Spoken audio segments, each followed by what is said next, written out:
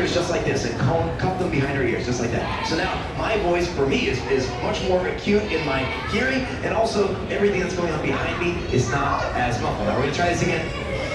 Now most of you should be able to hear this sound a little bit better than you did before. And I want you to do the opposite of that as well. Take your hands and cup them in front of your ears. Now, you can hear all the screaming children in the background and all that, but everything else that's happening on stage is a little bit more muffled. This is the power, really the true power of Zubat and other bats and other animals with this type of ears, like cats and dogs and things. They have these cone-shaped ears that allow them to hear very, very specific directions and acutely in that direction. I've said the word acute a couple of times. That just means very, very intensely, very focused, with much enhancement, right? So that acute hearing that we're getting in bats and dogs enables them to hear directional and very, very detailed sound in a certain direction at a time. That's when, if you have a cat at home and their ears kind of like perk up and look in different directions or hear in different directions, that's exactly what they're doing. They're hearing sounds in different directions, trying to pinpoint that thing. Our ears, if you take your hands and feel your ears right now, are sort of designed to hear omnidirectionally. And by omnidirectionally, I mean in any direction, right? Which is awesome. It allows us to hear sounds and locate sounds, but it also means that we don't have that acute hearing. We can hear in all directions, but we can't hear very well in all directions. So that is the superpower of bats. Let's move right along. We got 3 more Pokemon to talk about. You all know your jobs in 3, 2, 1. Pokemon! Pidgey! Congratulations, you got it, my friend. It is indeed Pidgey. Let's take a look at that Pokédex entry. Pokédex entry. Tiny bird, Pokemon. It's a common sight in forests and woods. It flaps its wings at ground level to kick up blinding sand. Oh, folks.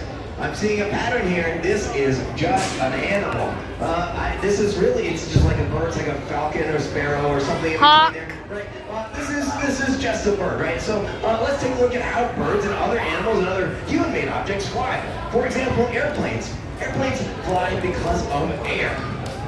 Which is really interesting. If we didn't have air, we wouldn't have any ability to fly our airplanes. Let's investigate a little bit further. Now, there are 2 types of air. There are a bunch of types of air, but there are 2 major types of air. The first of which is called high pressure. Now, the air is made up of a bunch of different stuff, a bunch of molecules, there's atoms and all kinds of stuff that makes up the air. Those air molecules are going to be represented by our fists. So everybody raise your hands and make a fist above your head. Now, in high pressure air, we're talking about high pressure air, which exists all around us normally, high pressure air, these molecules are moving in random directions all at the same time. So move your fist different directions. Try not to hit anybody in the face or anything, but just move them all in different directions. This is high pressure air. Our molecules in the air are moving in all kinds of crazy directions all at once. They're expanding outwards to fill up the full space that we have available, which is the entire atmosphere. So all the molecules are constantly moving around. This has a lot of force associated with it. That pressure is expanding all the time. Now, low pressure air is very, very similar, but instead of that, those molecules moving in different directions, I want us to raise all our fists in the air again one more time. You're going to follow me this time. We're all going to move this direction, and then this direction, and this direction. So our fists should not be really bumping into one another at this time. We're kind of all coordinated. We're all moving in the same direction at the same time. This is low pressure air. This air has a lot less force associated with it because these molecules are not bouncing off of one another. They're not really expanding in all directions. It's really just moving in one direction at the same time, right? So where we have a bunch of force with this high pressure air pushing against our low pressure air, that means we get something called lift. And so when we have these objects that humans made, like the airplanes or rockets, for example, we can get lifted a bunch of different ways. Airplanes in particular use this common air pressure to make this happen. Now, we can do a couple of things here to play with this. And this difference in pressure is what we call the Bernoulli principle. Bernoulli is a really, really cool physicist from way back in the day who discovered this principle of high pressure and low pressure and put it to work. Now, I'm going to put it to work here to make this Pokeball levitate right before your eyes. Whoa. Oh my gosh.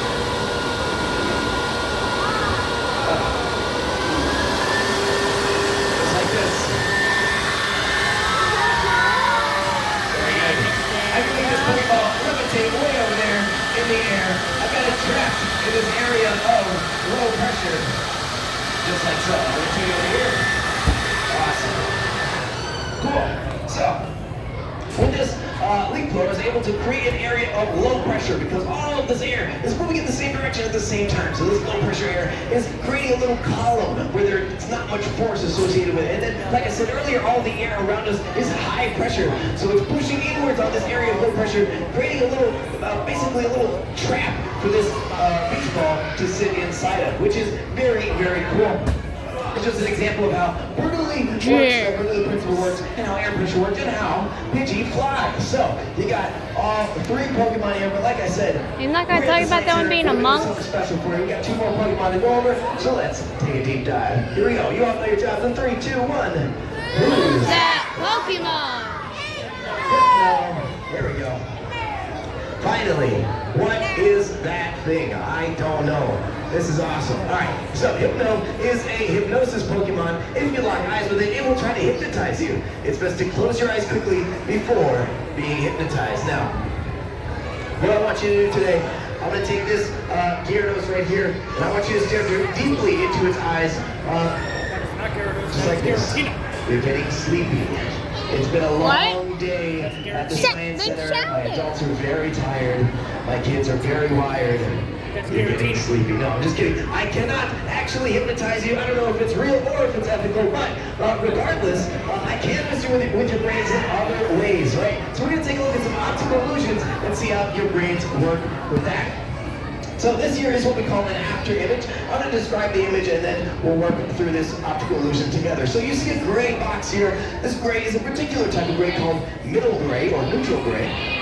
And you see a circle of magenta dots. One of those dots is disappearing in sequence. So going around the circle, there's one dot that's disappearing. At the center, there's a plus sign. What I want you to do is stare directly at that plus sign. Don't look away from that plus sign. Don't laugh. Don't sneeze. Don't blink. What I want you to do is stare directly at it. And almost immediately, you should see something is happening. Does anybody can tell me what's happening on our screen? Go ahead. Yeah. Yeah, when you, that one dot that is disappearing is suddenly becoming a different color. You should see the color green where that dot is disappearing. But of course, when you try and find that green dot, it does not exist. It is a figment of your imagination. Let's take a look and see why. So the reason why you're seeing green is actually because of the way your eyes see color. Your eyes have these things on the back of the inside of your eyes called the retina, and the retina has these little tiny things called cones. The cones are what enable you to see color, and they see in these 3 colors, red, blue, and green. Now, who here has ever gone for a run before, or gone to the gym, or done anything that has made you tired? Yes, of course, we all have. We're humans, right?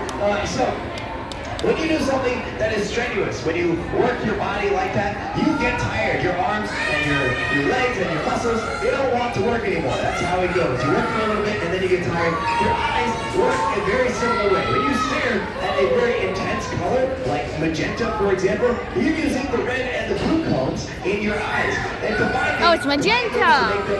To make you see that magenta color. So after a while, those cones start to get tired, and suddenly you can't see that color anymore. Those cones are worn out. The only cones that are left to see are the green cones.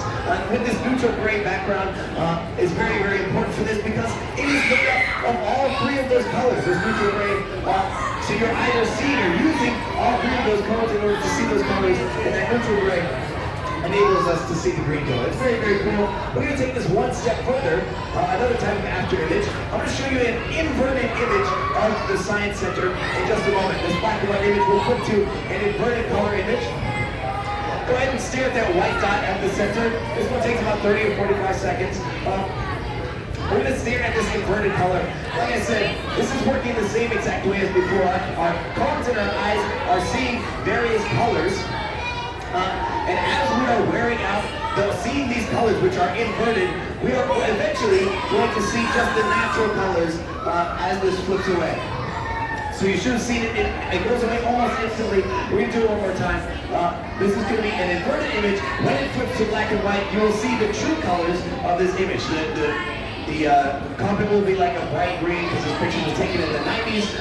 But since this is actually Dynamix in the other room, but your eyes, the cones in your eyes are getting tired. They don't want to see these inverted colors anymore. And so, they will show you the natural colors of this inverted image. And right now, Whoa! it's very quick. Yeah, there we go. We have at least one person who saw it. It's hard to see. This one's a little tough. We're going to move right now. After images and optical illusions are very, very cool. And that is Hypno. I saw it. Now, we do have one last Pokemon to show you. It's probably the one you've all been waiting for. But you all know your jobs in 3, 2, 1. Who's that Pokemon? It's Pikachu! It is indeed Pikachu. Let's take a look at that Pokédex entry. Mouse Pokemon. Pokemon, not a rabbit. I thought it was a rabbit for a long time. It stores electricity in the electric sacs on its cheeks. When it releases that pent-up energy in a burst, the electric power is equal to that of a lightning bolt. So, if you know anything about lightning, you know that lightning is about 55,000 degrees Fahrenheit, which is extremely hot. It's like 5 times hotter than the surface of the sun. So Pikachu is super powerful. We are going to talk about electricity here today. And I'm going to need one volunteer for my audience to help me out. I saw your hand first. Come on up, my friend. What I need you to do is just stand right here for me and face this direction, okay? Sound good? Now, the other thing I need you to do is hold this light bulb like a lightsaber, just like that. Sound good? Alrighty, go ahead. Hold on to it. Alright, so I'm going to introduce this device right here. This is what we like to call an Odin coil. Everybody say, ooh. Everybody say, coil. The coil. Odin coil. Odin coil. This Odin coil is going to take the electricity from an outlet in the ground and convert it into, or really amplify it, and convert it into another type of electricity that we like to call alternating current. Now, I'm going to take a small deep dive into current and electricity. All of electricity is just little tiny particles called electrons bouncing into one another. All they're doing is transferring their energy into one and through the next. So as we are taking this energy from the ground, what we are doing with this particular type of current is taking those electrons and vibrating them back and forth really, really fast. This is called an alternating current. We vibrate those electrons back and forth really fast to amplify our current and send it in a particular direction. This Is it making noise? Send about 55,000 volts of electricity in your direction. How do you feel? You feel okay?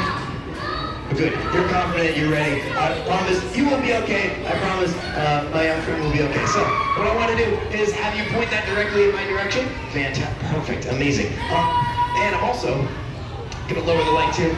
What I'm going to be doing is, like I said, sending those charged particles out in this direction and wirelessly powering this light bulb. Let's go. In 3, 2, 1. Just like so. Incredible. How you feeling, my friend? You feel good? There we go. Fantastic. It's pretty cool. So we are wirelessly powering this light bulb, but we can take this one step further, my friends.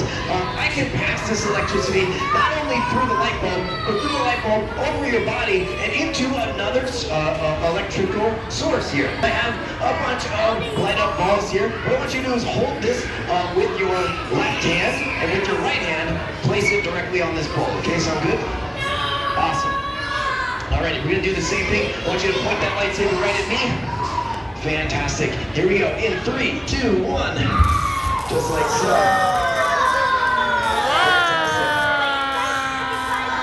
Amazing. So we're passing that electricity over your body and into those balls there. Pretty good. You feel okay? Of course you do. Alrighty, fantastic. Round of applause for my brave volunteers. Thank you so much. And the force and energy. So, with that is all of our Pokemon for today. That's the Powers of Pokemon show, friends. Thank you so much for coming today. Have a great nice day back.